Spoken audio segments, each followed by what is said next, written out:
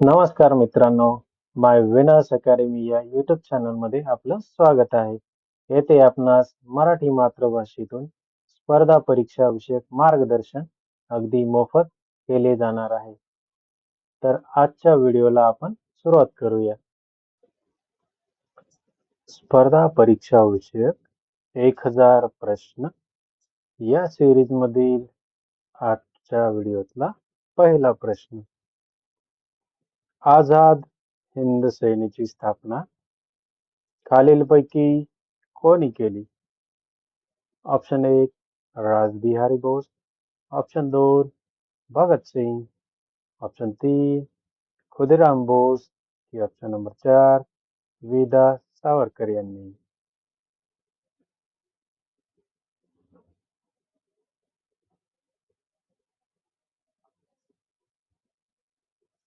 आणि याचं उत्तर आहे मित्रांनो ऑप्शन नंबर 1 रासबिहारी बोस. विशेष महत्वाचे याच्यामध्ये आझाद हिंद फौज याच्याविषयी माहिती देत आहे मित्रांनो. आझाद हिंद फौज इंडियन नॅशनल आर्मी ही भारतीय पारतंत्र्याच्या काळात ब्रिटिशांशी लढण्यासाठी निर्माण केलेली भारताची सेना होती. तिचे नेतृत्व सुभाषचंद्र बोस यांनी दुसऱ्या महायुद्धाच्या काळात केले होते. रासबिहारी बोस यांनी आझाद हिंद सेनेची स्थापना केली. आझाद हिंद सेनेची स्थापना 1942 मध्ये झाली होती. हिचे कार्य सप्टेंबर 1945 पर्यंत सुरू होते. आझाद हिंद सेनेची विशेष कामगिरी.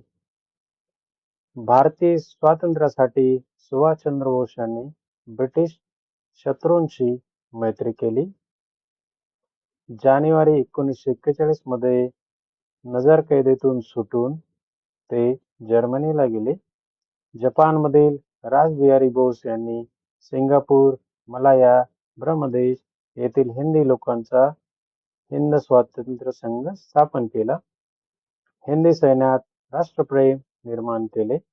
रासबिहारी बोस यांनी आझाद हिंद सेनेची स्थापना केली. मलाया, सिंगापूर, ब्रह्मदेश जिंकून जपान व जर्मनीच्या मदतीने तेथे 21 ऑक्टोबर 1943 रोजी हिंदुस्थानचे हंगामी सरकार स्थापन केले. जय हिंद चलो दिल्ली या घोषणेनुसार वाटचाल त्यांनी सुरू केली. 1944 मध्ये अंदमान निकोबार ही बेटे मुक्त करून शहीद व स्वराज्य असे त्याचे नामकरण केले. जर्मनी, जपान यांचा पराभव झाला. 18 ऑगस्ट 1945 रोजी बँकॉककडून टोकियोकडे जात असताना विमान अपघातात नेताजी यांचा मृत्यू झाला. प्रश्न क्रमांक 2. 50वी G7 शिखर परिषद कुठे होणार आहे? Option 1 Apulia Italy, option 2 Bharat Pune, option 3 France Paris की ऑप्शन 4 इंग्लंड बाथ येथे.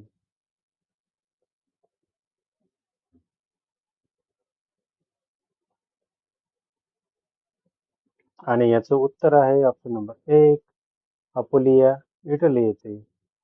येथे याच्याबद्दल विशेष माहिती देत आहे मित्रांनो. 50वी G7 शिखर परिषद 13 ते 15 जून 2024 दरम्यान इटलीतील अपोलिया येथील फासानो शहरात होणार आहे. G7 चे मुख्यालय म्हणून फासानोची निवड पंतप्रधान जॉर्जिया मेलोनी यांनी नोव्हेंबर 2023 मध्ये जाहीर केली होती आणि विशेष अतिथी म्हणून भारताचे पंतप्रधान नरेंद्र मोदी यांनी यासाठी हजेरी लावली आहे. प्रश्न क्रमांक 3.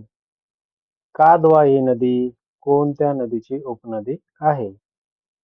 Option 1 Ganga, option 2 Godavari, option 3 Brahmaputra की ऑप्शन 4 यमुना.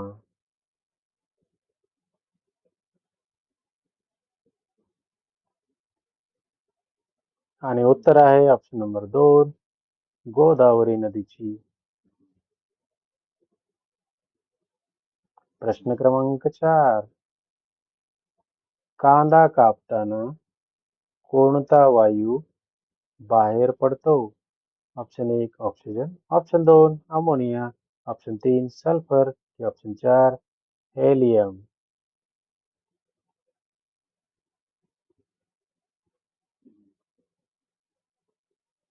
आणि याचं उत्तर आहे ऑप्शन नंबर 2 अमोनिया.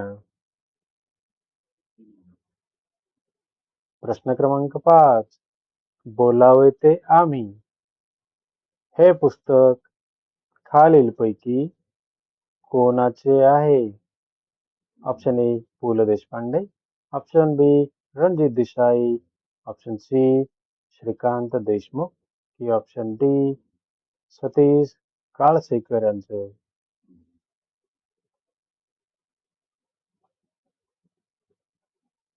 आणि उत्तर आहे option number C Shrikant Deshmukh सरांचे.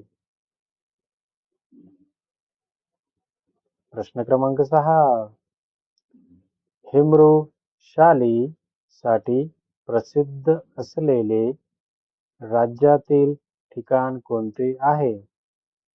Option A Paithan, option B Aurangabad, option C Ahmednagar की ऑप्शन डी नाशिक.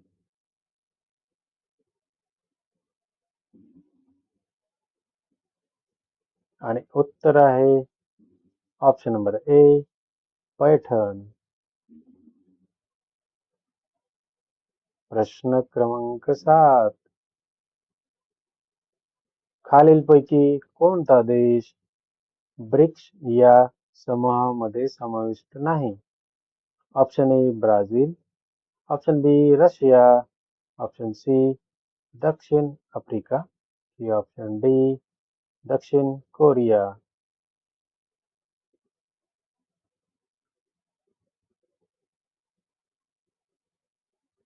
आणि उत्तर आहे ऑप्शन नंबर डी दक्षिण कोरिया.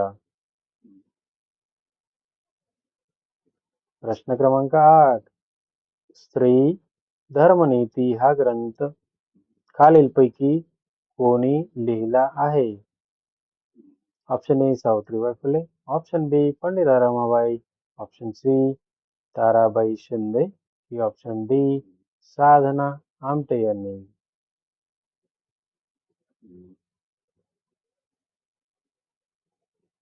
आणि याचं उत्तर आहे मित्रांनो ऑप्शन नंबर बी पंडिता रमाबाई. प्रश्न क्रमांक 9, जैन धर्मामधील पहिले तीर्थकार म्हणून खालीलपैकी कोणाला ओळखले जाते? Option A Parshvanath, option B Adinath, option C Rishabhdev की ऑप्शन डी महावीर यांना.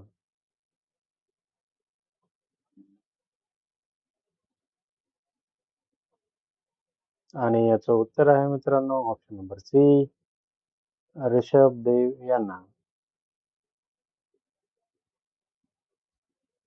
प्रश्न क्रमांक 10, आर्य समाजाची स्थापना खालीलपैकी कोणी केली आहे? Option A Raja Rammohan Roy, option B Swami Dayanand Saraswati, option C Swami Vivekananda की ऑप्शन डी गोपाळ कृष्ण गोखले यांनी.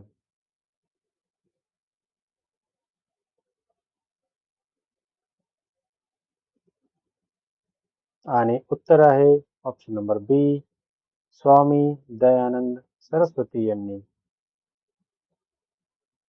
मित्रांनो मागील व्हिडिओमधील स्वाध्याय प्रश्न दिलेला होता.